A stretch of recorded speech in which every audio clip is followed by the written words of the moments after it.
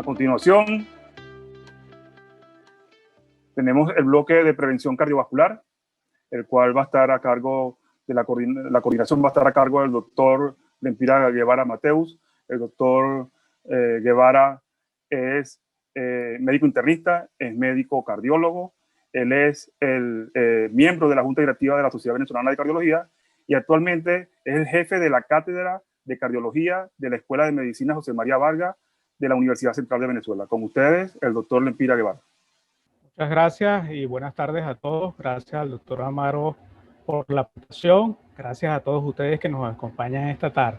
Vamos ahora a desarrollar el bloque de prevención que va a estar a cargo de 4 conferencistas de lujo. Vamos a comenzar por el doctor Carlos Mogollón. El doctor Carlos Mogollón es egresado de la Universidad del Zulia, hizo posgrado de Medicina Interna en el Hospital Vargas de Caracas y posgrado de Cardiología en el Hospital Vargas de Caracas. Actualmente es médico cardiólogo en la Clínica Vistalegre de Caracas.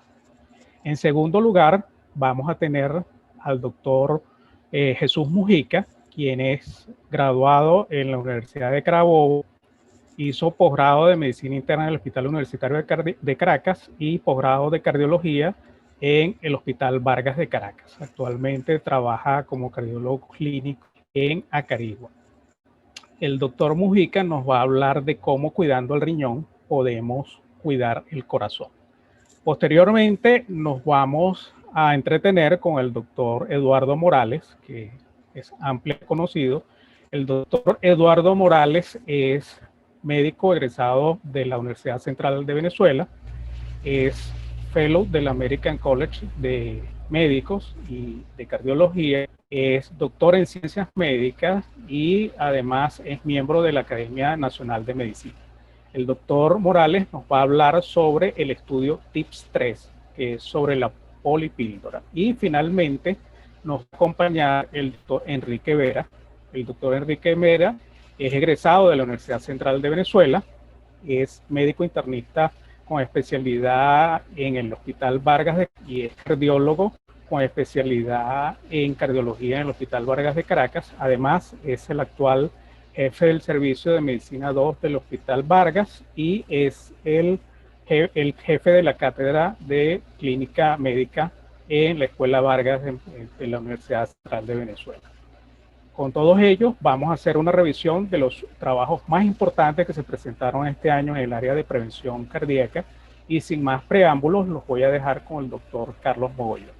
Buenas tardes, le doy las gracias a mi amigo el doctor Lempira y a la sociedad por la invitación al congreso. Vamos a dar inicio al bloque de cardiología preventiva y mi charla es el desafío para controlar los mayores factores de riesgo cardiovascular, hipertensión y dislipidemia en el 2020. No tengo conflicto de interés. Estos son los 3 estudios que se va a basar en mi charla. Fueron estudios presentados en los 3 principales congresos de este año para la cardiología. El primer estudio es el score poligénico, un efecto del score poligénico asociado a hipertensión arterial sistólica y LDL colesterol. Y para ponernos en antecedentes, ¿qué es un score poligénico? Un score poligénico no es más que el puntaje que tenemos los seres humanos de anormalidades genéticas que nos puedan desarrollar una enfermedad cardiovascular. Si pues vemos en esta gráfica, el puntaje va de 1 hasta 100 y puede haber anormalidades y puntajes variables. En este estudio, que fueron aproximadamente 200.000 pacientes publicados en Natural Genética, se determinó que aproximadamente el 8%, había un 8% de probabilidad de desarrollar alguna enfermedad cardiovascular dependiendo del puntaje más alto, que era aproximadamente 90 a 100. Ya está descrito la probabilidad, o fue descrito en ese estudio, el porcentaje de probabilidad de desarrollar fibrilación auricular dependiendo de las anormalidades genéticas o los puntajes poligénicos, en diabetes mellitus, en enfermedad inflamatoria intestinal y en el cáncer de mama. Este estudio tiene como objetivo evaluar el riesgo de enfermedad cardiovascular de por vida de todos los niveles de puntaje poligénico para enfermedad cardiovascular, dependiendo de las diferencias en la exposición de por vida de LDL y presión arterial sistólica. informar la decisión de detención y tratamiento individual y proporcionar un marco potencial para incorporar el score poligénico para enfermedad cardiovascular en la medicina clínica. La población del estudio fueron aproximadamente 450.000 participantes, todos inscritos en el Biobanco del Reino Unido, y el Biobanco del Reino Unido es el banco de genética más grande de Europa. 54% fueron mujeres, una edad promedio del estudio de 57.2 años, los niveles medios de LDL colesterol fueron 138 y de presión arterial fueron 137.8 mg/h. Los pacientes fueron divididos en 5 quintiles, desde el quintil número 1 el porcentaje de puntaje más bajo hasta el quintil número 5 el porcentaje más alto, comenzando el trabajo sin la exposición a LDL colesterol ni presión arterial sistólica. En el percentil número 1 tenían aproximadamente 3.8%, el percentil número 5 tenían 8.2%. A nivel del estudio, a nivel que corría el estudio, cuando los pacientes eran expuestos a estos niveles de colesterol y de presión arterial sistólica, pues en el percentil número 1, el nivel más bajo, eran 5.32, en el percentil número 5 llegaban hasta 13. Pero cuando usted, por medida farmacológica o no farmacológica, en estos pacientes se disminuyeron los niveles de colesterol y de presión arterial sistólica, pues miren aquí como el percentil número 5, que tenía el porcentaje, la probabilidad más alta, pues disminuyó hasta 0.69. Igual pasó en los pacientes que tenían el percentil más bajo con los niveles de presión arterial y de LDL colesterol también. Igual pasó en los pacientes con percentiles intermedios, ¿no?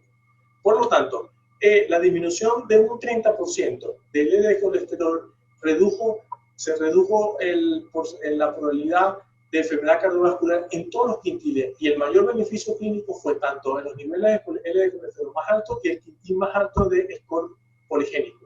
La historia natural de la enfermedad cardiovascular predeterminada por puntuación poligénica puede modificar el reducirse la LDL y la presión arterial sistólica. Mantener los niveles de LDL colesterol y presión arterial sistólica bajo durante toda la vida debería ser la meta principal para reducir el riesgo de enfermedad cardiovascular para todas las personas. En el segundo estudio, si nosotros, es un estudio piloto publicado en Circulation y presentado en el American Heart, es un programa de manejo de enfermedad a distancia, muy acorde con lo que estamos viviendo hoy en día, para iniciar y valorar el uso de medicamentos dentro del sistema de Magellan en Boston, e incluye pacientes en tratamiento sin cumplimiento de meta de colesterol y hipertensión arterial, lo cual eran pacientes subtratados. Es una población del estudio de 5.000 pacientes inscritos en el programa de hipertensión y colesterol desde el año 2018 hasta el año 2020. Entre marzo y mayo de este año se evidenció un aumento del 25% de los inscritos, y esto es asociado aparentemente a la epidemia que estamos viviendo, y la media de edad fueron 64 años, el 55% eran mujeres y el 26% eran caucásicos. Los pacientes fueron divididos en el brazo del programa de colesterol, fueron subdivididos en 4 brazos, en pacientes con enfermedad en prevención secundaria, con pacientes con LDL colesterol por encima de 190, diabéticos y pacientes de prevención primaria. Y miren ustedes cómo solamente con hacer llamadas, con tener una buena asociación a medicamentos, los pacientes con LDL colesterol, comenzando un basal de 133, disminuyeron un porcentaje aproximadamente del 18%, por lo cual fue estadísticamente significativa. Utilizando estatinas de alta potencia, utilizando inclusive ezetimibe o inhibidor de la PCSK9. Lo mismo sucedió en los pacientes en el brazo de hipertensión arterial, tanto diastólica como sistólica. Hubo una reducción una reducción estadísticamente significativa tanto en la hipertensión diastólica como en la hipertensión sistólica. Por lo cual, se produjeron reducciones significativas de LDL colesterol en las 4 categorías de pacientes. Con colesterol, la terapia de reducir los lípidos aumentó significativamente desde el inicio. Estaban subtratados, por supuesto que iban a aumentar. La reducción media de la presión arterial sistólica fue significativamente estadística. La proporción de pacientes que tomaban 1, 2, 3 y 4 medicamentos antihipertensivos cambió bastante. O sea, el 42% que empezaron con el primero disminuyó al 31%, que hoy en día pues sabemos que los pacientes deberían iniciar con 2 medicaciones farmacológicas para presión arterial. El 25% que estaban utilizando 2 subió al 35%, el 7% que estaban utilizando 3 subió a 19% y los que estaban utilizando 4 pues subieron a 5%. Y no se produjeron resultados adversos graves relacionados con el programa. La media del número de llamadas para titulación de los pacientes fue 15, más o menos 9. La titulación fueron 2, más o menos 1 para los lípidos, y el 27 llamadas, más o menos 27 más o menos 10 para el programa de hipertensión arterial respectivamente. Este programa de manejo de lípidos e hipertensión dirigido por navegadores y farmacéuticos administrados a distancia demuestra que la atención algorítmica estandarizada de pacientes en riesgo pero no tratados es una estrategia eficaz y eficiente para utilizar la terapia dirigida para guías de lípidos y hipertensión en grandes poblaciones. Este último estudio que fue publicado este año en el Congreso Europeo de Hipertensión Arterial es el estudio de prevención de descenso de la presión arterial sobre los efectos cardiovasculares, y el objetivo fue investigar los efectos del tratamiento de reducción de la presión arterial sobre los eventos cardiovasculares estratificados según los antecedentes de enfermedad cardiovascular y de presión arterial sistólica. Los puntos finales: eventos cardiovasculares mayores, infartos de miocardio fatales y no fatales, accidentes cerebrovasculares fatales y no fatales, insuficiencia cardíaca con requerimiento de hospitalización o fatal. Estos pacientes este es un metaanálisis de 48 ensayos clínicos controlados, aproximadamente 350.000 pacientes. Estos pacientes fueron divididos en prevención primaria y prevención secundaria, y a su vez fueron divididos en 7 brazos según en los niveles de presión arterial. Aquí está el porcentaje de los pacientes, tanto en prevención primaria como en prevención secundaria. De la publicación original del doctor Rahim, que fue el que es el chairman de este estudio, pues las principales conclusiones fue que independientemente de los pacientes estuviesen en prevención primaria o en prevención secundaria, disminuir los niveles de presión arterial, pues no había ninguna diferencia en el desarrollo del primer evento duro, que era una enfermedad arterial coronaria. Se evidenció que en los pacientes de prevención primaria, un control de la presión arterial por encima o a nivel de 140-150 milímetros de mercurio era beneficioso, y en prevención secundaria, pues disminuir la presión arterial pues era beneficioso en todos los niveles de hipertensión, arterial. Las conclusiones de este estudio, es que la disminución de la cifra de presión arterial reduce la posibilidad de desarrollar enfermedad cardiovascular independiente de las cifras basales o del preexistente o no de enfermedad cardiovascular. La disminución del riesgo relativo, 10% para el punto final primario por cada 5 milímetros de descenso de la presión arterial sistólica a 5 años de seguimiento. Disminución del riesgo relativo del 7% para enfermedades cardíacas isquémicas, disminución de riesgo relativo del 13% para ictus, disminución de riesgo relativo para insuficiencia cardíaca y disminución de riesgo relativo para mortalidad cardiovascular. Como un comentario del doctor, las decisiones de iniciar el tratamiento antihipertensivo no solo debe ser basada en los niveles de presión arterial ni en la preexistencia de enfermedad cardiovascular. Las drogas antihipertensivas deben ser vistas como una herramienta para la disminución de riesgo en aquellos sujetos con probabilidad de desarrollar enfermedad cardiovascular. El hecho de que los efectos obtenidos son similares para todos los subgrupos no significa que todos deben ser tratados y deben ser estratificados según el cálculo de riesgo. Muchísimas gracias. Hola, buenas tardes. La presente sección se corresponde con la presentación de 3 ensayos clínicos controlados diseñados para tratar a la enfermedad renal crónica. Pero estos estudios tienen la particularidad de que ofrecen resultados positivos en la esfera cardiovascular, en la reducción de eventos cardiovasculares. El principal o el primer ensayo clínico controlado a desglosar es el DAPA-CKD, un ensayo diseñado con dapaglifosina y cuyo objetivo fue evaluar la eficacia y seguridad de dapaglifosina en pacientes con enfermedad renal crónica con o sin diabetes. La intervención fue dapaglifosina 10 miligramos día y tuvo un seguimiento de 2.4 años. Se incluyeron 4.304 pacientes, se incluyeron diabéticos y no diabéticos, con enfermedad renal crónica dada por una tasa de filtración glomerular baja y presencia de albuminuria. El punto final compuesto primario estuvo dado por progresión de enfermedad renal crónica avanzada o terminal y muerte por causa renal o causa cardiovascular. En este cuadro tabulado de resultados podemos observar que existen otros recuadros en color verde que fueron los puntos finales que dieron diferencias estadísticamente significativas, específicamente el punto final primario compuesto y los puntos finales secundarios compuestos. El punto final primario, estudiados por separado, como fueron la muerte por causa renal y la muerte por causa cardiovascular, no dio resultado estadísticamente significativo. La curva de Kaplan-Meier, en esta curva, podemos observar diferencias estadísticamente significativas entre el grupo placebo y el grupo con dapaglifosina. La reducción de riesgo relativo fue del 37%, la reducción de riesgo absoluto de 5.3 y un NNT muy bueno de 19, es decir, se necesitan 19 pacientes para la reducción de un evento. El punto final compuesto secundario, que era el punto final diseñado para enfermedad cardiovascular, está dado por muertes cardiovasculares y hospitalizaciones por insuficiencia cardíaca. También se obtuvo una reducción de riesgo relativo de 28%, reducción de riesgo absoluto de 1,77 y un número necesario de pacientes a tratar de 57.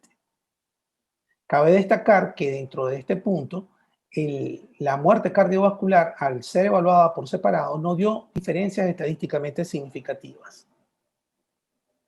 El segundo estudio a desglosar el SCORE. El estudio SCORE fue un estudio con sotaglifosina en pacientes diabéticos con enfermedad renal crónica. El objetivo fue evaluar la prevención de eventos cardiovasculares en pacientes diabéticos con enfermedad renal crónica. En este caso, todos los pacientes eran diabéticos.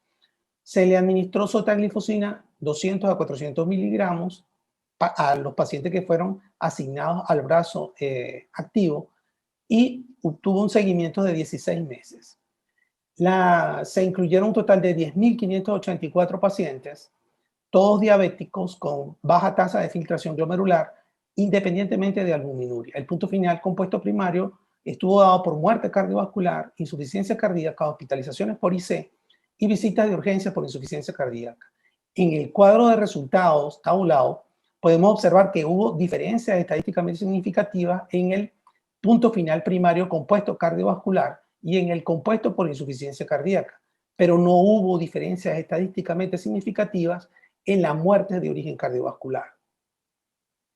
En la curva de Kaplan-Meier nos permite calcular el riesgo relativo, una reducción de riesgo relativo del 25%, reducción de riesgo absoluto de 2.5 y un NNT de 41, unos números que son bastante significativos. Pero también es importante recalcar que la mortalidad cardiovascular no dio diferencias estadísticamente significativas entre el grupo placebo y el grupo que fue sometido a sotaglifosina.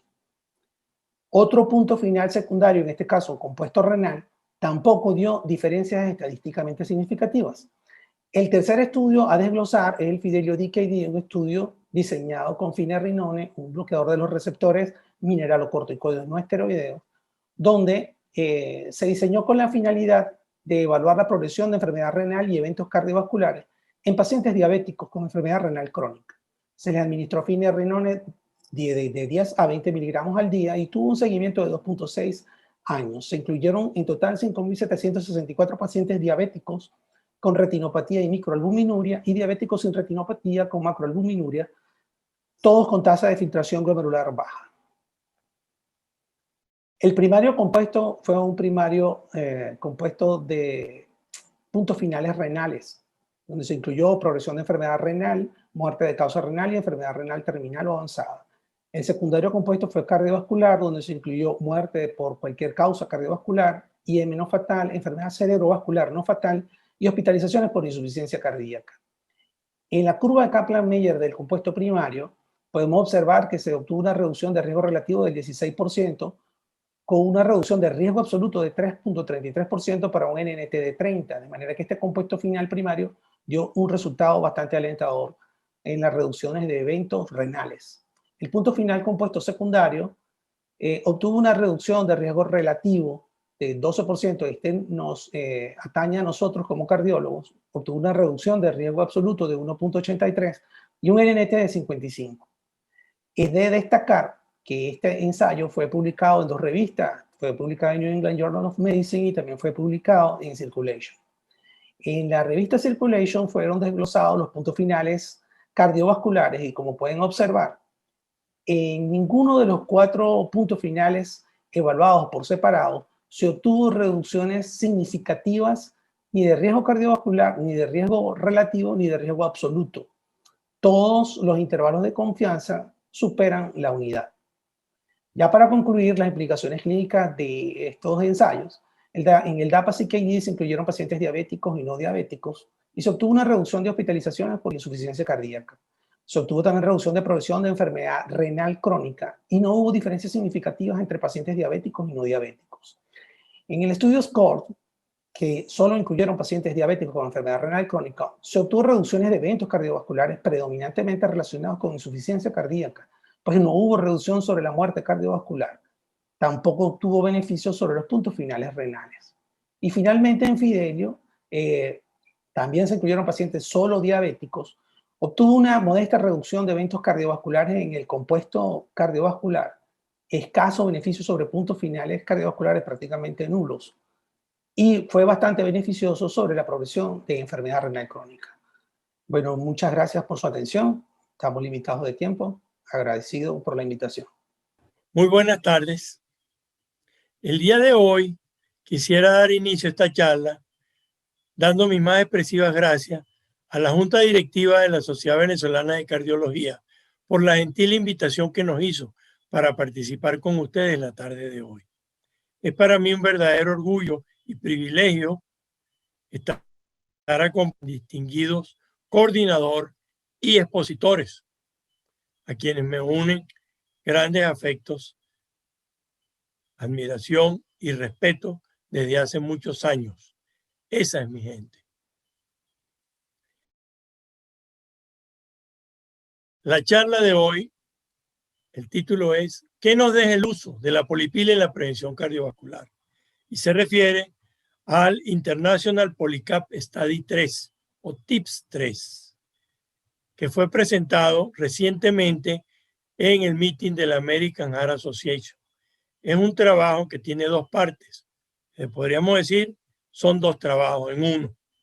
La primera parte fue presentada por el profesor Prem Pais y la segunda parte por el profesor Salim Yusuf, que fue excelentemente resumido en un trabajo recientemente publicado en el New England Journal of Medicine el 13 de noviembre bajo el título de Polypill with or without aspirin in person without cardiovascular disease, el cual les recomiendo.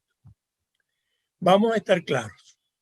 La gente prefiere tomarse una píldora o una polipill a tomarse varias medicinas por separado.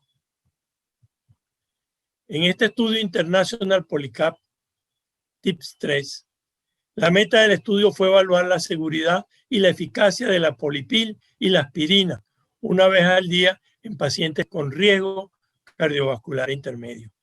Y aquí queremos decir que este es un estudio en prevención primaria. En su diseño, los pacientes fueron aleatorizados en un modelo 1-1 en la primera parte, a uno de los dos, o bien a la polipill una vez al día, en la cual se involucraron 2.861 participantes, o a placebo, en el cual se involucraron 2.852 participantes. La segunda parte, en un modelo 2x2, fueron también aleatorizados a la adición a la aspirina de 75 miligramos versus placebo. Los componentes de la polipill fueron atenolol 100 miligramos, ramipril 10 miligramos, hidroclorotiazida 25 miligramos, más un hipolipemiante, la simvastatina con 40 miligramos. El número total de enrolados fue de 5.713 durante un seguimiento de aproximadamente casi 5 años, con una edad promedio de los pacientes de 64 años y un porcentaje de mujeres de 53% y de diabéticos un 37%. Fue un estudio multicéntrico internacional en países de medianos ingresos: India, Colombia, Bangladesh, Canadá, Malasia y Filipinas. 9 países. ¿Qué nos dejan de resultado? Bueno, la Polipil nos redujo en 21% el resultado cardiovascular primario. ¿Y cómo afecta la presión arterial sistólica y el LDL colesterol, los factores de riesgo? Pues bien, disminuyó en 5.8% la presión arterial sistólica y en un 19% el LDL durante el seguimiento. ¿Y cómo afectó los puntos finales? La Polipil sin aspirina, el número de eventos fueron 4.4% versus 5.5% el placebo. Con la adición de aspirina, el número de eventos fue de 4.1% versus 5.8% el placebo. Y la aspirina sola tuvo un 4.1% de eventos versus 4.7% el placebo. En conclusión, sabemos que fue un estudio en prevención primaria en una población de riesgo intermedio sin enfermedad cardiovascular, en la cual la Polipil sola redujo en 21% la enfermedad cardiovascular. La aspirina sola redujo en un 14% el punto compuesto de muerte cardiovascular, de infarto de miocardio y accidente cerebrovascular no fatales, que va en consonancia con otros estudios previos. Y la Polipil, con la adición de la aspirina, redujo un 31% la enfermedad cardiovascular, un 10% más que la aspirina sola. Y se obtuvieron aún beneficios mayores de aproximadamente 40% en la Polipil más la aspirina en aquellos individuos sin descontinuación por razones no médicas. La aspirina contribuye de manera importante a los beneficios. ¿Qué implicaciones clínicas nos deja este estudio? Podría mejorar la adherencia. Sabemos que hay una renuencia a tomar medicación sin alguna razón. Y en este estudio hubo una elevada discontinuación que se inició con un 19% a los 2 años y terminó en un 43% al final del estudio. Se adujeron diversos factores, entre los que estuvo la dificultad en la logística para la suplencia de la medicación y la pandemia. También se asoció con incrementos modestos de eventos adversos versus el placebo, particularmente hipotensión y mareos, 2.7% versus 11%, y además hubo tos. Esto pudo haber sido debido al uso de altas dosis de la medicación. Y fue una estrategia costo efectiva, ya que según el profesor Yusuf, ayudará a reducir la enfermedad cardiovascular en un 30% para el 2030. Podría prevenir 3 a 5 millones de muertes cardiovasculares globalmente y las futuras Polipils con nueva medicación y dosis variadas podrían disminuir el riesgo cardiovascular en más del 50%. Este fue un cambio de paradigma realizado en países de medianos ingresos y que puede ser aplicable en todo el mundo, tanto a países ricos como a países pobres. Y se pueden prevenir grandes cantidades de eventos cardiovasculares. Pero tenemos unas implicaciones en investigación. Son necesarios grandes estudios controlados y aleatorizados para evaluar el efecto del tratamiento de combinación a dosis fija sobre los factores de riesgo y la mejoría de eventos fatales y no fatales, tanto en prevención primaria como en secundaria. Y también evaluar los eventos adversos serios en poblaciones variadas. 1.000.000 de gracias por su gentileza y su atención. Buenas noches, gracias a la Sociedad Venezolana de Cardiología por la invitación a este evento. Gracias al doctor Lempira Guevara, coordinador de esta sección. Vamos a hablar de nuevas evidencias en prevención cardiovascular. Mi nombre es Enrique Vera y declaro no tener conflictos de interés con el tema a tratar. El primer ensayo al cual nos vamos a referir es el estudio TALES. Este estudio probó la siguiente hipótesis. Si el ticagrelor más aspirina es superior a aspirina sola para prevenir ictus incapacitante y muerte a los 30 días en pacientes que presentan un ataque isquémico transitorio o un ictus isquémico menor, en presencia de una estenosis aterosclerótica ipsilateral al evento. El estudio incluyó 11.000 pacientes que fueron distribuidos en dos grupos. Un grupo de estudio con ticagrelor, 180 miligramos el primer día, seguido por una dosis de 90 miligramos BID hasta el día 30, más aspirina, 300 miligramos el primer día, seguida de una dosis de 100 miligramos hasta el día 30. Y un grupo comparativo que fue placebo BID más aspirinas a la dosis iniciada. Posteriormente, los tratamientos estándar. ¿Cuáles son los antecedentes del estudio Thales? En primer lugar, es el ensayo Sócrates, que nos muestra que ticagrelor no fue superior a aspirina en un N de 13.199 pacientes. Sin embargo, un subanálisis con 3.081 pacientes mostró que en pacientes con estenosis ipsilateral, ticagrelor fue superior a aspirina 6,7% versus 9,4% en un punto final combinado de ictus, infarto y muerte cardiovascular. Cuando la estenosis no es ipsilateral, en 10.118 pacientes no hubo diferencia significativa. El otro antecedente importante es el ensayo Thales, que fue publicado a finales del año pasado y que probó que ticagrelor más aspirina fue superior a aspirina sola en pacientes con ataque isquémico transitorio e ictus leve para la prevención del ictus y muerte. El punto primario de este estudio es el tiempo a la primera recurrencia de cualquier evento de un punto combinado de ictus isquémico hemorrágico y muerte. Punto secundario, que es el tiempo a la primera ocurrencia de cualquier evento isquémico, un punto de seguridad, que es la ocurrencia del primer sangrado, y un punto final exploratorio, que fue la presencia de un ictus isquémico incapacitante, definido en la escala de Rankine modificada con una puntuación mayor a 1 a los 30 días. ¿Cuáles fueron los resultados de este ensayo? La tasa de eventos en el grupo con aspirina sola fue mayor y la reducción de riesgo absoluto fue mayor con ticagrelor más aspirina en los pacientes con estenosis aterosclerótica intra o extracraneal ipsilateral al ictus. Son un grupo de pacientes con un ictus no cardioembólico. Como podemos ver en el gráfico de la izquierda, hay una diferencia significativa entre aquellos pacientes que recibieron ticagrelor más aspirina en la reducción del evento primario con respecto a los pacientes que recibieron aspirina sola en el grupo de pacientes con una estenosis ipsilateral al evento. Cuando la estenosis no es ipsilateral al evento, pues no tenemos diferencias significativas. Cuando examinamos el punto secundario, que es la incidencia de ictus incapacitante a los 30 días, nuevamente tenemos que hay una diferencia entre el grupo de pacientes con una estenosis ipsilateral al evento y una reducción de los eventos con un NNT de 34, bastante bueno. Cuando examinamos las diferencias en el grupo que no tiene una estenosis ipsilateral al evento, las diferencias no fueron significativas.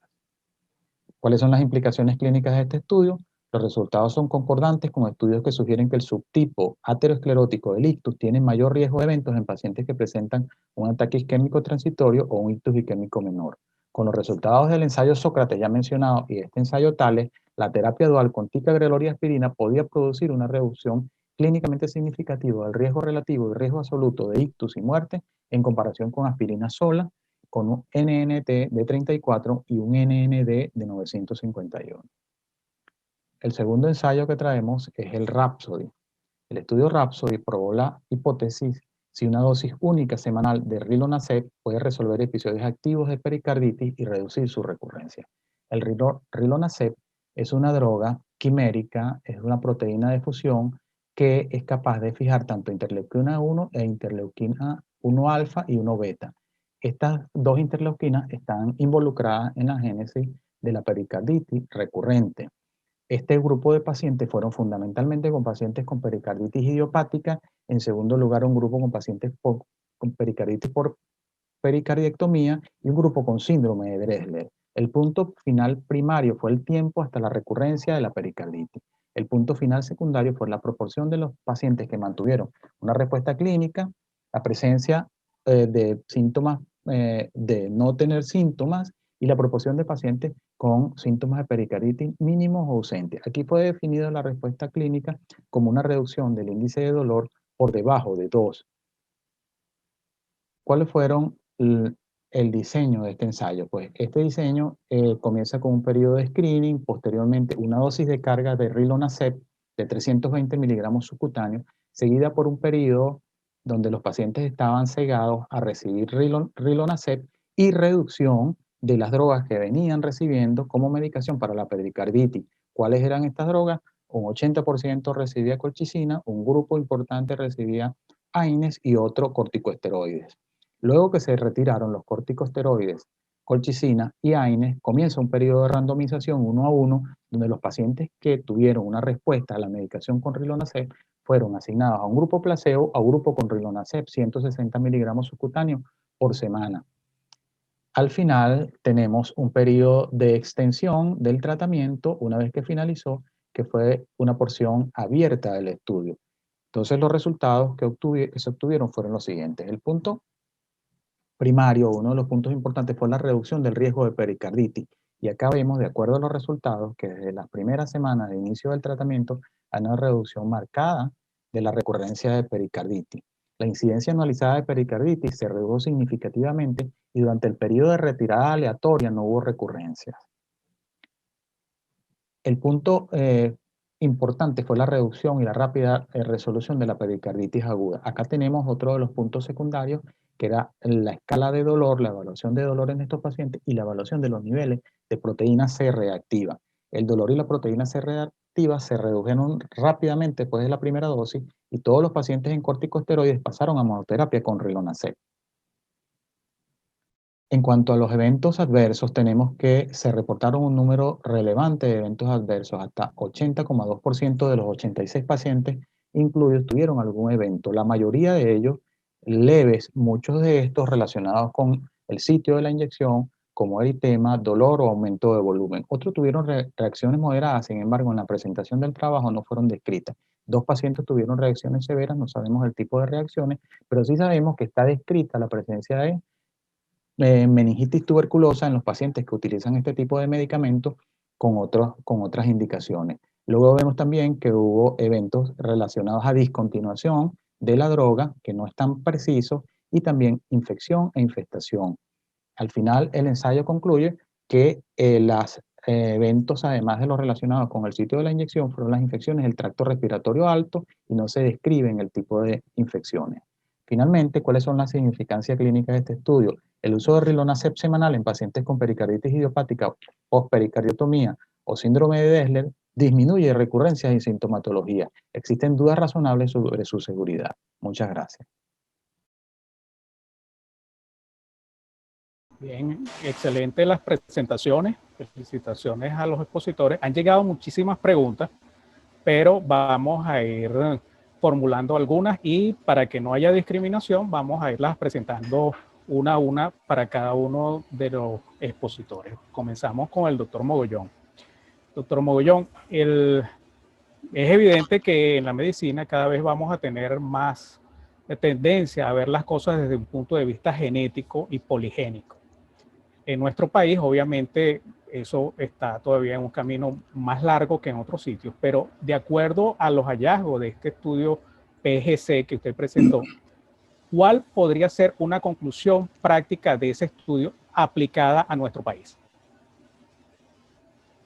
Hola, buenas tardes, buenas noches. Gracias a ti, Lempira, a la sociedad, a mis compañeros que están aquí.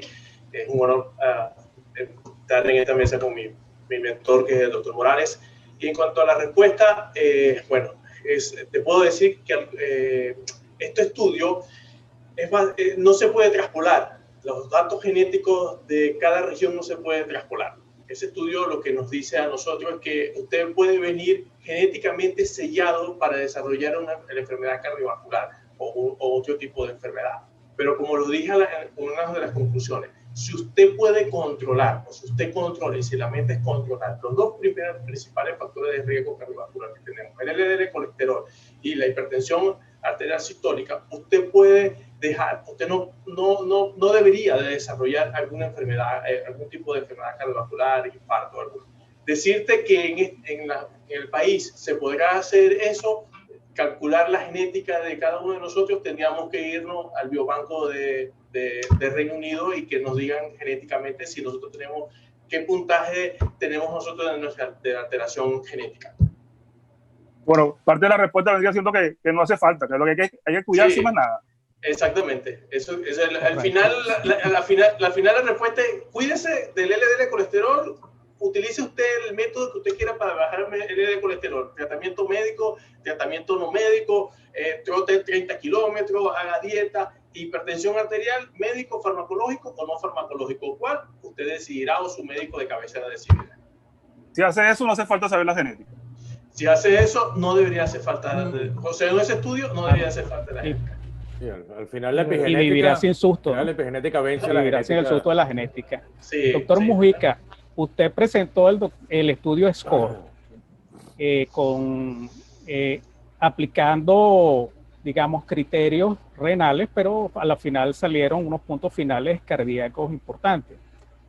En el American Heart de este año también se presentó el estudio SOLOIST, que también fue desglosado en la tarde de hoy, en una de las sesiones más tempranas de insuficiencia cardíaca. Ahora, ¿podría haber alguna relación, o cree usted que hay alguna relación entre el estudio SCORE que usted presentó y el estudio SOLOIST, que ambos utilizaron sotaglifosina?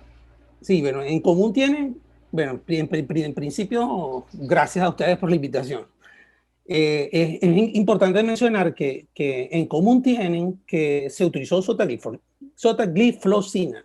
Realmente se debería pronunciar gliflozina y uno se acostumbra a decir glifosina, pero es gliflozina. Así debería ser, así como cuando antes hablábamos de propanolol y es propranolol, así, algo similar. Lo que pasa es que como no estamos familiarizados con la droga todavía, esa es la forma de cómo se deberían pronunciar. Entonces, las glifosinas en este caso, la que se utilizó en común fue la sotaglifosina. Pero los grupos no son comparables. Es decir, el grupo, en el caso del estudio SCORE, se incluyeron pacientes diabéticos con enfermedad renal crónica. Casi todos tenían una fracción de eyección normal. El 80% más o menos de los pacientes tenían fracción de eyección por encima del 50%. Mientras que en el caso del SOLOIST se incluyeron también pacientes diabéticos, no tenían un margen de insuficiencia renal y el 79% de los pacientes tenían baja fracción de eyección. Lo que sí se demostró en ambos estudios es que hubo mejorías en la calidad de vida, como habían dicho anteriormente. Hay mejoría en la disminución de la tasa de hospitalizaciones y las visitas a salas de urgencia por IC. Pero cuando nosotros evaluamos los puntos finales por separado, si nos hacemos un poco estrictos y nos guiamos por los números y no nos damos cuenta que la mortalidad, no hay reducción real de la mortalidad cardiovascular. Claro, en ambos casos incluyen como en el punto final de muerte cardiovascular dentro del compuesto primario. Y eso es una forma de como enmascarar el resultado real. Entonces, yo preferiría decir que yo puedo concluir que las glifosinas deberían a futuro incluirse en la terapia de la insuficiencia cardíaca, pero para mejorar la calidad de vida de los pacientes. No creo bueno, faltarían más estudios, pues, que me demuestren que hay una real disminución de la mortalidad cardiovascular. Muy bien, doctor Morales. Bueno, esto se ha pasado con dapaglifosina y empaglifosina, ¿no? Ajá, cierto. Bueno, un comentario nada más. Milton Packer recientemente, cuando presentó el Emperor, dijo bien claro que esas glifosinas no van a ser del uso de los endocrinólogos nada más, sino van a ser de los cardiólogos. Así es. Muy probablemente. Sí. En pacientes con insuficiencia cardíaca. Exactamente. Sí, Al sobre igual todo que porque Ya que el doctor Morales quiere intervenir, disculpa un momentico, Jesús, pero lo que pasa es que tenemos muchas preguntas. sí, okay. Y quisiera por lo menos que contestaran unas 2 o 3 cada uno en la medida que el tiempo lo permita. Doctor Morales, el estudio TIPS llama mucho la atención porque hubo una tasa de abandono muy alta. Ya le quedan 10 minutos.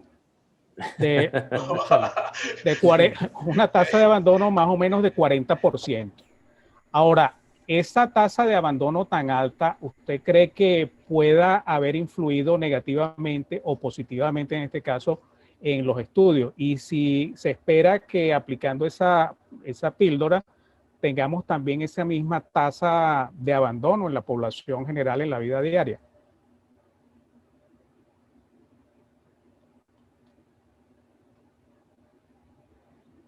Eduardo. Bueno, no vimos el final de la pregunta, pero no importa. En relación a la descontinuación, si realmente hubo, a mi manera de ver, hubo una gran descontinuación que terminó al final del estudio en un 43% y se inició a los 2 años con un 19% y ya a los 4 años había como 32%. Esto hablaría de que no hay una buena adherencia. Y dolorosamente para nuestro amigo el profesor Yusuf, se adujeron dificultades en la logística de la suplencia y administración de la Polipil, así como la pandemia.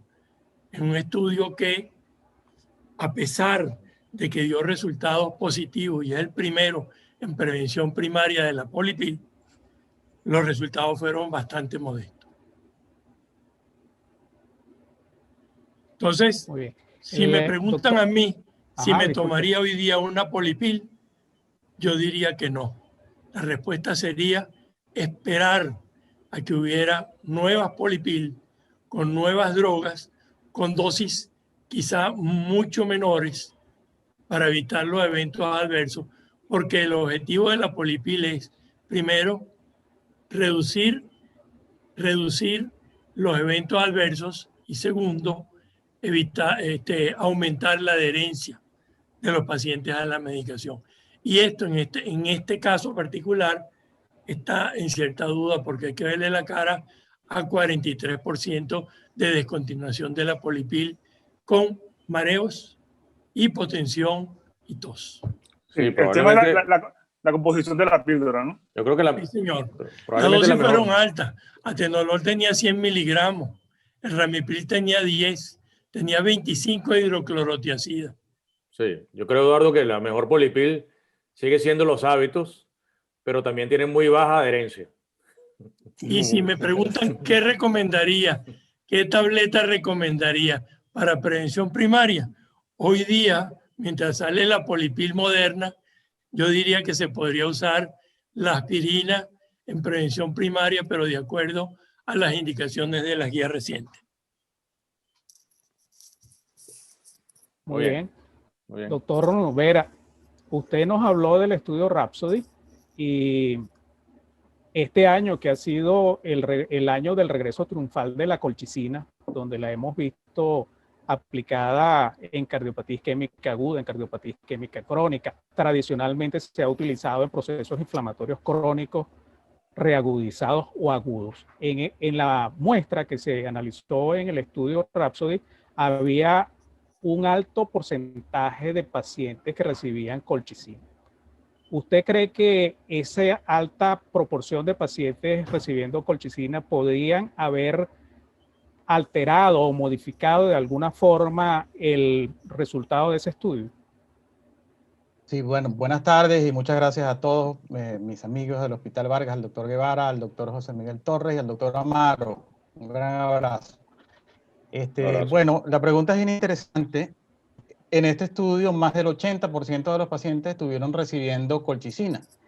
Y luego se hizo un periodo de descontinuación de la droga. Sin embargo, coexistió el tratamiento rilonacept, colchicina. También creo yo que hay que considerar que estos pacientes estaban recibiendo corticosteroides. Algunos corticosteroides tienen un efecto prolongado, de manera que usted progresivamente reduce el uso de los corticosteroides. Aparentemente el paciente estaba sin recurrencia y es cuando comienza a probarse el rilonacept. Yo no estoy muy seguro que el diseño del estudio haya sido el adecuado, porque no es un estudio contra la droga colchicina, que posiblemente es el estándar en este tratamiento, y coexistió un periodo en el cual se administraron los dos medicamentos. También quiero hacer algún comentario con respecto a este medicamento rilonacept. Esto es un medicamento que se ha denominado una droga huérfana por la propia FDA. Un medicamento que tiene ya probándose varios años, se intentó en hiperuricemia, se intentó en otras enfermedades, tiene una indicación para enfermedades muy raras, dentro de las cuales está un síndrome autoinmune antiinflamatorio al frío, pero es una droga que todavía tiene dificultades para ser aceptada. Yo no sé si en el ámbito cardiovascular nosotros finalmente utilizaremos esta droga, pero creo que hay dudas bien razonables con respecto a su seguridad. Uno de los efectos que se describió inicialmente era la meningitis tuberculosa, pero obviamente como es una droga bloqueante de la interleuquina, es posible que haya un aumento de los efectos adversos, sobre todo con infecciones. Entonces, bueno, para redondear, yo creo que el estudio, o sea, su diseño, todavía tendría que ser validado con otro estudio mejor. Es un estudio fase 3, entonces creo que la respuesta es esperar un poco. Yo quiero preguntarle al doctor Morales, que eso no lo va a saber sino nosotros 6, 7 personas que estamos aquí en Petit Comité y los 200 que están conectados. ¿Usted se tomaría la Polipil? Ya te lo digo. Yo te dije, Ya te lo actualmente digo. yo no me tomo la Polipil Exacto. por las razones que te expuse. Porque no la necesita, básicamente. Pues. Que sugiere que la adherencia no es muy buena y por otro lado, el objetivo de la Polipil es, en cierta forma, evitar los eventos adversos y ocurrieron eventos adversos. Entonces, yo esperaría a una nueva Polipil con dosis mejoradas y por ahora, si me hace falta, aspirina en prevención de acuerdo a la guía, a las indicaciones de la guía. ¿Y estatina, Eduardo? Por supuesto, la Polipil, toda Polipil ahorita tiene estatinas. Claro, pero tú te tomarías una estatina además de la aspirina. Yo la estoy tomando. Okay. Y ahorita perdónenme que veo esos lentes porque estoy cegato. No me te operaron de un ojo y tengo el otro que me lo iban a operar ayer y no puedo. Y estoy tratando de ver cómo hago aquí. No, pero te ves muy elegante, no te preocupes, está perfecto. Mira, Enrique, y le puedes explicar a las audiencias, que me pareció súper interesante, lo del ticagrelor más aspirina, confirmando que el ictus es ipsilateral. ¿Qué significa? Sí, cómo no. Yo creo que el punto más interesante de este estudio, fíjense, el estudio Tales ya había sido publicado y los resultados no fueron los adecuados.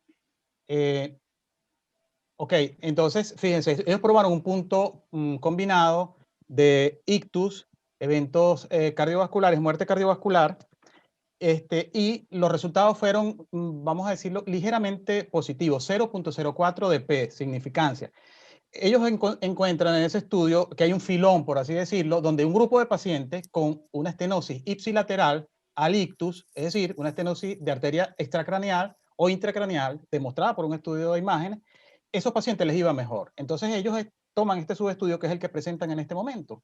Cuando hablamos de eso, debemos recordar que el estándar, y el doctor Lempira Guevara me hace ese comentario en otro momento, el estándar para el tratamiento y prevención secundaria del ictus es clopidogrel más aspirina. Es el estándar hasta ahora, sobre todo, son drogas que se usan después del día 21, no se usan los primeros 21 días. En cambio, el ticagrelor se está probando desde el inicio, desde el día 1, del día 1 al día 30.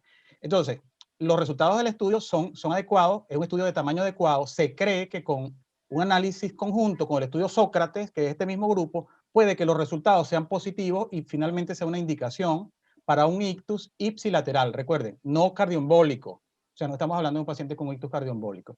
Entonces, creo que, bueno, allí pudiera estar, a lo mejor a futuro, la combinación adecuada en ictus no cardioembólico con una aterosclerosis intracraneal o extracraneal del mismo lado de la lesión. Ojo, pacientes que hicieron un ictus, ataque isquémico transitorio o un ictus no incapacitante.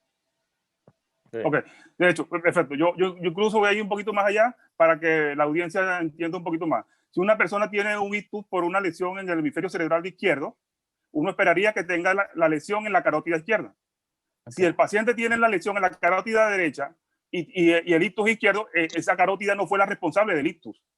Es decir, correcto, que tú tienes que estar seguro que la lesión, porque si un paciente tiene una lesión en la carótida derecha y tiene un ictus del lado izquierdo, obviamente esa lesión derecha no fue la responsable. Claro, tiene un ESUS. Exacto, tiene un criptogénico o un ESUS. Entonces sí, ahí el mensaje es que aspirina más ticagrelor no sirve para los ESUS, ni sirve para los criptogénicos. Sirve nada más para cuando tú tengas la certeza de que es un aterotrombótico del mismo lado que te produjo el ictus. Claro. Ese fue el filón que le sacaron al estudio. Claro. Ese fue el filón. E incluso el sangrado, Juan José, fue importantísimo, excepto en el grupo donde hubo estenosis ipsilateral, es decir, la estenosis de la carótida del mismo lado. Pero en el otro grupo fue fundamentalmente alto. Entonces, mucho cuidado. Es que las hemorragias en el tratamiento antitrombótico en general siempre opaca los beneficios. Entonces, Y cuando hay beneficio, cuando tú tienes la certeza que hay aterotrombosis como tal. Tratando la trombosis, aterotrombosis. Tal cual, como tal.